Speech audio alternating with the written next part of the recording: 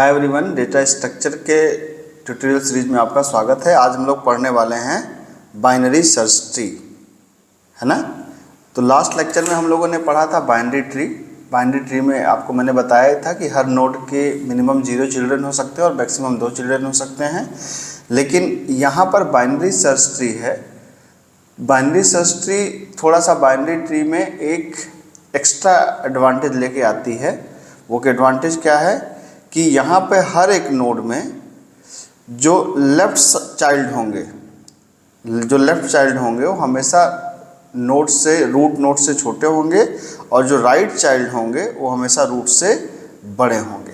मतलब अगर इसको मैं सिंप्लीफाई करूँ तो जो हमारा रूट है, जैसे जो हमारा रूट है मतलब ये रूट नोड, इससे जो लेफ़्ट वाला चाइल्ड होगा वो हमेशा क्या होगा, छोटा होगा, और राइट वाला चाइल्ड हमेशा इससे बड़ा होगा। कुल मिला के ये होता है बाइनरी सर्च ट्री। इससे फ़ायदा क्या होता है? इससे फ़ायदा ये होता है कि जो एलिमेंट्स हैं वो और प्रॉपर अरेंज हो जाते हैं, जिससे उनको ढूंढने में हमारे किसी भी एलिमेंट को जो सर्चिंग की टाइम कॉम्प्लेक्सिटी है वो कम हो जाती है। तो चूंकि ये सर्चिंग में हेल्प करती है, इसीलिए इसका नाम है बाइनरी सर्च ट्री। सर्चिंग में हेल्प का मतलब अरेंजमेंट कुछ इस तरीके से होता है कि हमारी सर्चिंग फास्ट हो जाती है। ठीक है। अब यहाँ पे जो बात कर सकते हैं कि मान लीजिए अब हम यहाँ पे जो सीखने वाले हैं वो क्या सीखने वाले हैं? हम सीखने वाले हैं कि बाइनरी सर्च ट्री को कैसे कंस्ट्रक्ट करने का, आप कैसे प्रोग्राम बनाएंगे।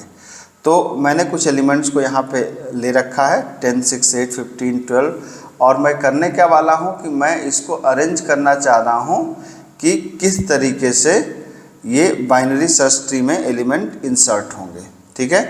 पहले हम लोग इसका मैनुअल प्रोसेस को समझा जाए, और मैनुअल प्रोसेस को समझने के बाद फिर हम लोग इसके आते हैं कि किस तरीके से हम इसका प्रोग्राम को बना सकते हैं। ठीक, तो आइए स्टार्ट करते हैं। सबसे पहले तो एलिमेंट है आपके पास 10, ये पहला है। तो आपको पता है कि ट्री का बेसिक कंसेप्ट यहाँ पे चलेगा, लिंक लिस्ट वाला, कि अगर एक एलिमेंट यहाँ पे बन रहा है, कौन सा एलिमेंट बन रहा है, मान लीजिए 10, और ये एलिमेंट यहाँ पर इसका एड्रेस हम मानते हैं 1, 1, 1, 1 है। इसके लेफ़्ट चाइल्ड में है नल और राइट चाइल्ड में है नल। नल को मैं एन से डिनोट कर रहा हूँ। ठीक है। और चूँकि इस समय हमारे रूट की वैल्यू, जो रूट होगा जब ट्री बनने जाएगी तो रूट की वैल्यू क्या होगी? रूट की वैल्यू नल होगी, क्योंकि आपको पता होगा कि यहाँ पर भी जब हम इसको बनाएंगे तो नोड स्ट्रक्चर हमारा कैसा होगा? नोड स्ट्रक्चर आपको पता ही है कि नोड स्ट्रक्चर में क्या होगा। अगर मैंने कहा कि यहाँ पे मैंने कहा स्ट्रक्ट नोड, तो नोड के अंदर क्या होगा? नोड के अंदर ये जो पहला है ये होगा लेफ़्ट चाइल्ड का एड्रेस। तो इसको आप कैसे लिखेंगे? स्ट्रक्ट नोड क्या, एल चाइल्ड का एड्रेस। यहाँ पे क्या होगा उसका?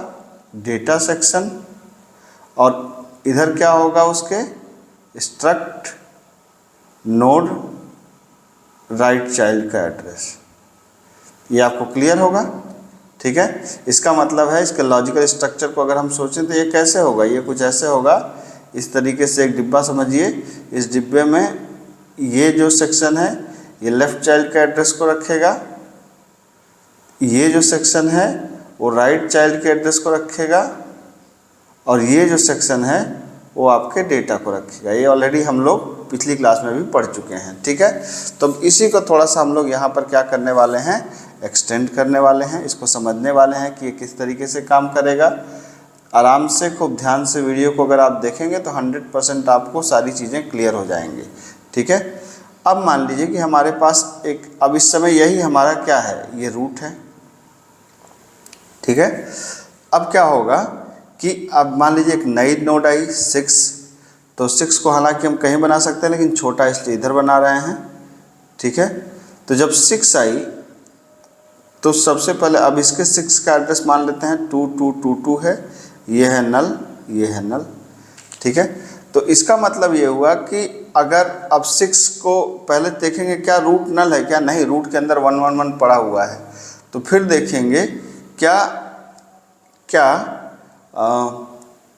रूट नल है, ये हमने चेक कर लिया। क्या जो रूट का, क्या इसके बाद चेक करेंगे क्या जो रूट का जो राइट लेफ्ट चाइल्ड है, सॉरी जो एलिमेंट नया आ रहा है वो रूट से छोटा है क्या? तो 6 छोटा है 10 से, सही बात है। अगर छोटा है तो क्या राइट चाइल्ड पे नल है क्या, लेफ्ट चाइल्ड पे नल है क्या? हाँ है। तो लेफ्ट चाइल्ड पे हम इस लोग इसका एड्रेस को डाल देंगे एकदम आराम से। तो ये इससे कनेक्ट हो गया। मतलब इसको बल्कि ऐसे बनाइए कि ये जो है ये इसका एड्रेस है, दैट इज़ 2222। ठीक है। उसके बाद मान लीजिए 8 आया। जब 8 आया तो 8 को मैं यहाँ बनाता हूँ कहीं पे। मान लीजिए 8 को मैंने इधर बनाया। ठीक। तो जब बनेगा तो ये यहाँ पे नल होगा, यहाँ पे नल होगा, यहाँ का एड्रेस मान लीजिए 33333 है। तो इसका मतलब ये हुआ कि हम लोग हमेशा बात कहाँ से चालू करेंगे? हमेशा बात हमारी चालू होगी रूट से।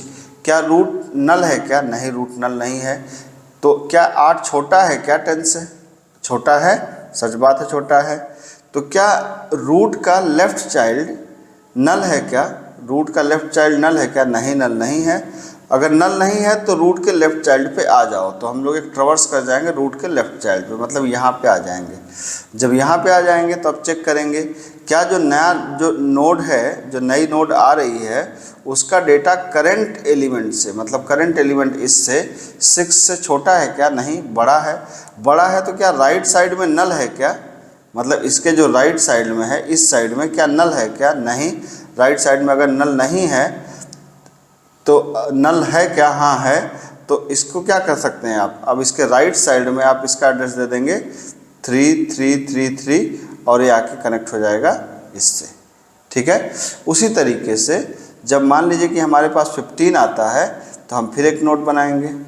हम फिर चेक करेंगे क्या 15 ये है और 15 का एड्रेस मान लेते हैं हम 44444 है। ठीक है। तो क्या 15 छोटा है क्या रूट से? नहीं, बड़ा है।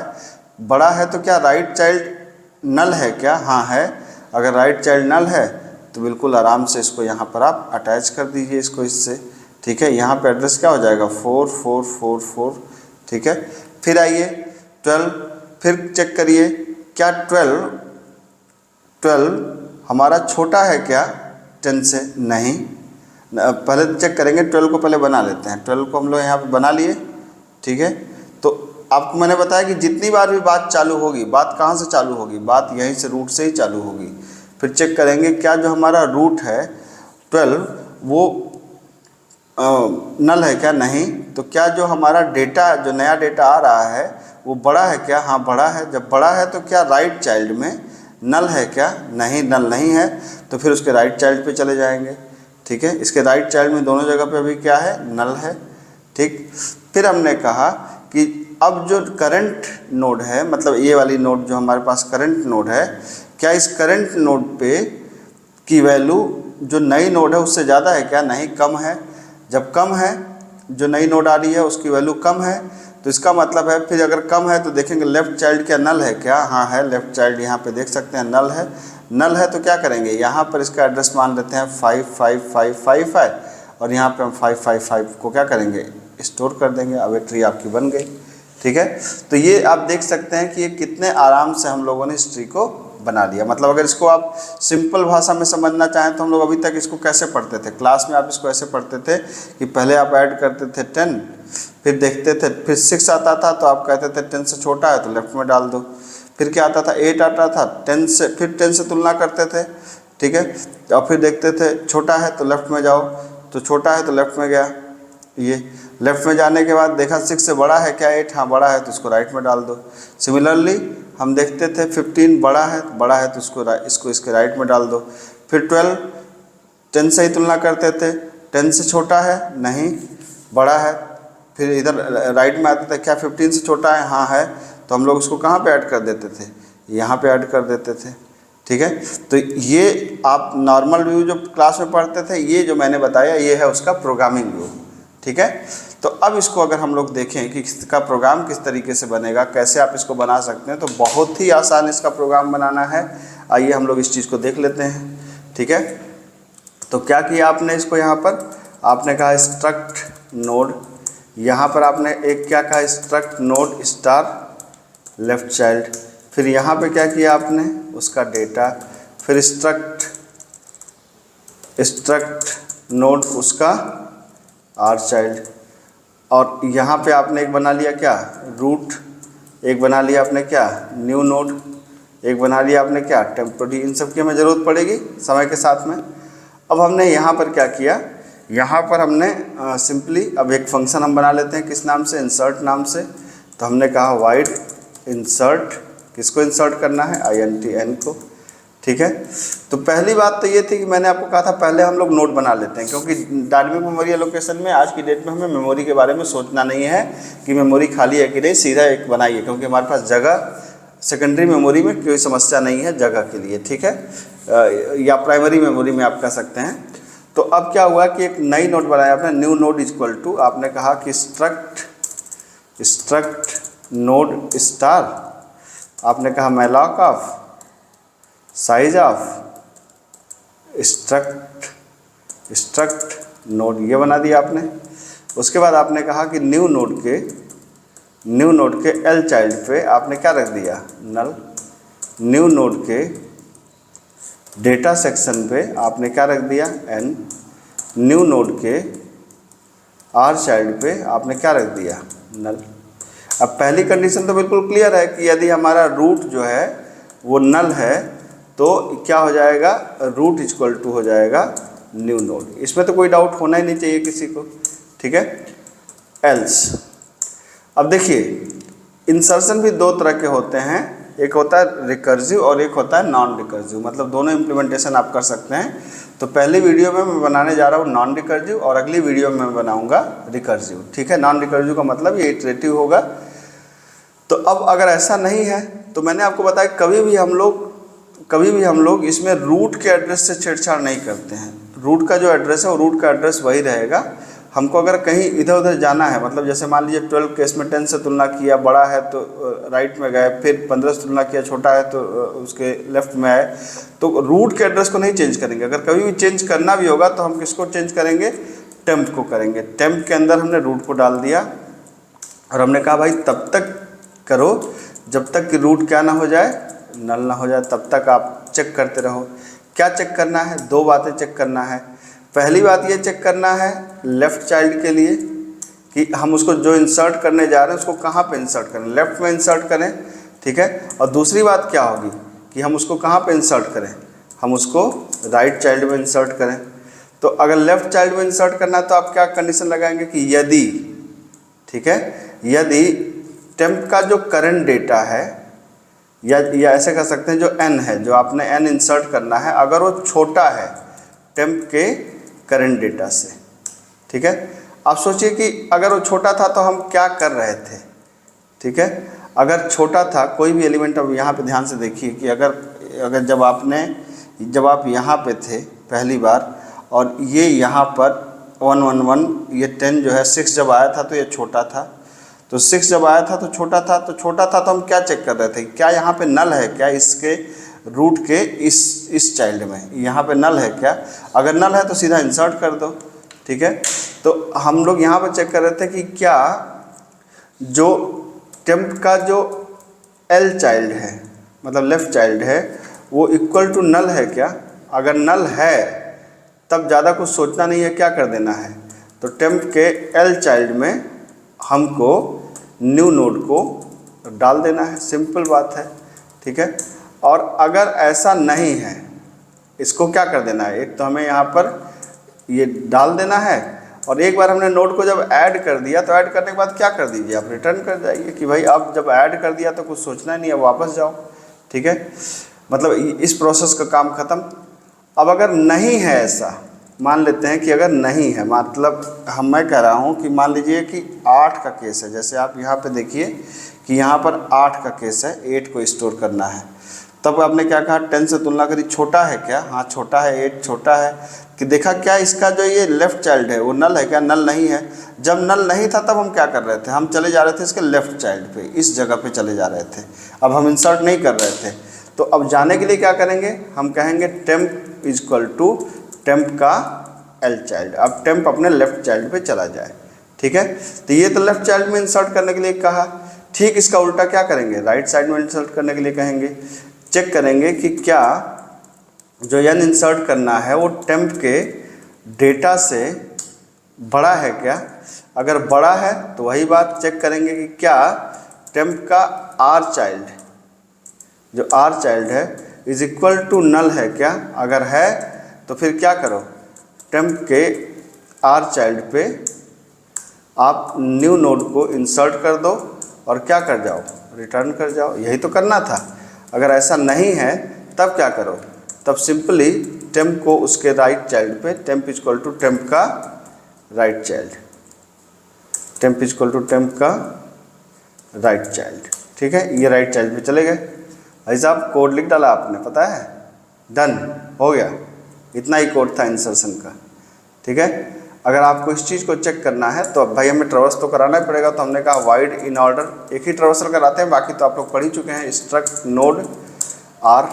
ठीक है, और हमने क्या कहा था कि यदि R not equal to null तो पहले क्या करना था, इन ऑर्डर फंक्शन को कॉल करना था। क्या करना था, आर का एल चाइल्ड, फिर डेटा को प्रिंट करना था, प्रिंटअप %d/t कामा आर का डेटा, और फिर क्या करना है, इन ऑर्डर आर का आर चाइल्ड। ठीक है, ये हो गया आपका। अब देखिए यहाँ पर, अब हम इन्हीं एलिमेंट को इंसर्ट करते हैं। क्या था एलिमेंट हमारे पास, यहाँ पे एलिमेंट है हमारे पास 6, 10, 6, 8, 15, 12। ठीक है, तो आइए देखते हैं। हमने कहा इंसर्ट 10, इंसर्ट 6, 8, 6, इंसर्ट 8, इंसर्ट 15 और 12, इंसर्ट 15 और इंसर्ट 12। ठीक है, और इन ऑर्डर लगा देते हैं। इन ऑर्डर में हम लोग क्या कर दिए, रूट को पास कर दिया। ठीक, इसको चाहें तो आप मेनू बेस्ड आराम से बना सकते हैं। मैंने पहले लिंक लिस्ट के कई प्रोग्राम को मेनू बेस्ड बनाना बताया है। ठीक, अब देखिए ध्यान से, अब अगर कायदे से हम लोग इसको देखें तो इसका ट्रैवर्सल, इन ऑर्डर ट्रैवर्सल क्या होना चाहिए, इसका जो इन ऑर्डर ट्रैवर्सल होना चाहिए, ये ट्री बनी है आपकी, तो पहले आप यहाँ से स्टार्ट करते हैं इन ऑर्डर में, लेकिन यहाँ पे नहीं, लेफ़्ट में जाएंगे। लेफ़्ट में अब इसका लेफ़्ट है नहीं, तो लेफ़्ट नहीं है तो कहाँ पे, यही इस समय रूट ही प्रिंट होगा। तो प्रिंट होगा क्या, 6। ठीक है, फिर रूट हो गया। अब इसका राइट 8, फिर जब ये हो गया, ये दोनों हो गए, तो इसका रूट कितना, 10। फिर कहाँ जाएंगे, इसके राइट में, लेकिन ये रूट है तो पहले लेफ़्ट में जाएंगे, कितना हो जाएगा 12, और फिर कितना हो गया 15। मतलब इन ऑर्डर ट्रैवर्सल आना चाहिए 6, 8, 10, 12, 15। अगर ये आता है तो इसका मतलब कि हमारा प्रोग्राम सही है, और नहीं आता इसका मतलब हमारे प्रोग्राम में कुछ गड़बड़ी है। आइए एक बार चेक कर लेते हैं। तो ये मैंने किया। अब यहाँ पर ये बेसिक गलती है। क्या गलती है भाई साहब, हैश इंक्लूड, मुझे stdlib.h को लगाना चाहिए था, ये लगा दिया मैंने। फिर से देखा, ये क्या कर रहा है कि यदि नोड पॉइंटर टाइप का होना चाहिए था ना, स्टार। अब सबसे अगला 6, 8, 10, 12, 15, हमको चाहिए क्या था, 6, 8, 10, 12, 15। तो आप देख सकते हैं कि हमारा प्रोग्राम बिल्कुल सही है, बहुत ही आसान। इतना लिंक लिस्ट, इतना ट्री को लोग हवा बना देते हैं, तो इतना बड़ा कोई हवा का काम है नहीं। बिल्कुल आसानी से आप ट्री के प्रोग्राम को कर सकते हैं। यकीन ना हो तो मेरा वीडियो देख ले। ठीक है, थैंक यू सो मच।